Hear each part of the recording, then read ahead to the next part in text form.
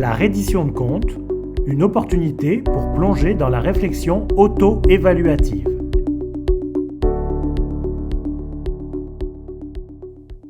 En quoi la reddition de compte est une obligation dans nos professions? Dans le milieu culturel, la reddition de compte vise à communiquer aux bailleurs de fonds, au CA, aux membres ou même au reste de l'équipe de manière transparente les résultats obtenus en relation avec les objectifs désirés. Finalement, la reddition, ça sert à quoi? Ça sert à continuer d'améliorer le développement et la reconnaissance des compétences en culture, à maintenir l'intérêt des employés et des clientèles, à bien comprendre l'évolution de chaque action, à constater l'efficience et l'efficacité des moyens utilisés et à apporter des jugements aux besoins. Pourquoi la reddition de compte peut-elle parfois représenter un problème? On le sait, nos horaires sont tous très chargés et les nombreux Zooms n'aident pas à trouver du temps de travail. Cette tâche peut sembler chronophage et contraignante. Pourtant, si cette tâche est bien planifiée, elle peut éviter du stress au lieu d'en provoquer. On peut parfois avoir l'impression de ne pas savoir quoi mentionner.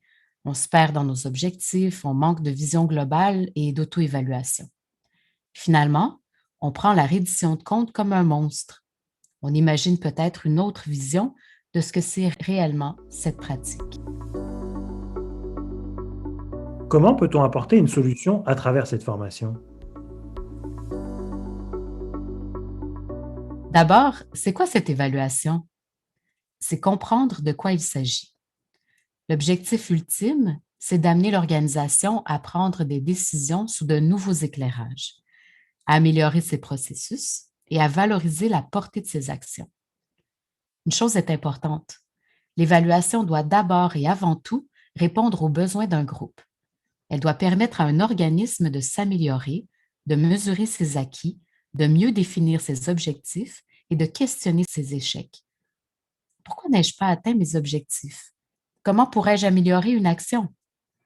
C'est prendre en compte nos faiblesses et questionner nos interventions.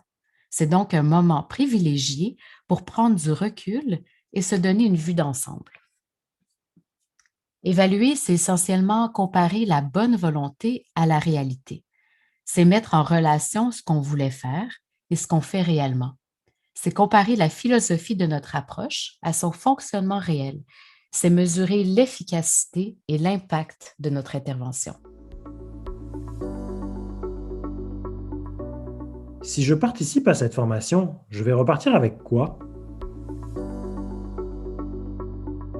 En fait, la formation fournira les informations, le savoir et les outils nécessaires pour que les participants puissent réfléchir sur la portée de leurs interventions, avoir plus d'impact dans leur milieu, apprendre de leurs actions en les améliorant, accroître leur notoriété et la reconnaissance de leurs interventions par l'ensemble des acteurs du secteur et finalement, faire une reddition de compte qui soit utile pour toutes les parties prenantes. Voilà, on espère que vous en ressortirez grandi.